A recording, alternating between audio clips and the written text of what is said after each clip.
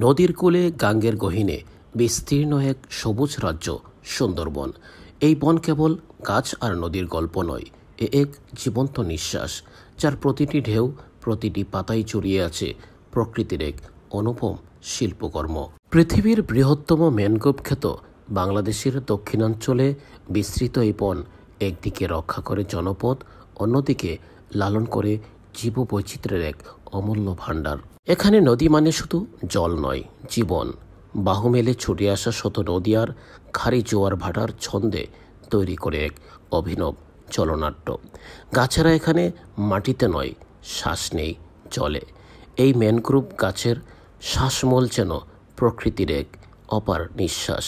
প্রতি মুহূর্তে তারা দাঁড়িয়ে থাকে জলোচ্ছ্বাস আর ঘূর্ণিঝড়ের বিরুদ্ধে। আল্লাহর ইচ্ছায় বাংলার উপকূল রেখাকে বাঁচিয়ে রাখে বুক চিতিয়ে। মানুষ ও প্রকৃতির এই সহাবস্থান সুন্দরবনের সবচেয়ে বড় সৌন্দর্য।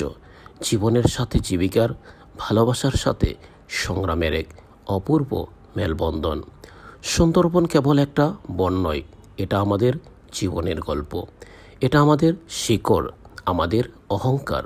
আমরা যদি প্রকৃতিকে সত্যিকার অর্থে ভালোবাসি, তবে সুন্দরবন আমাদের ভালোবাসার শ্রেষ্ঠ উপহার।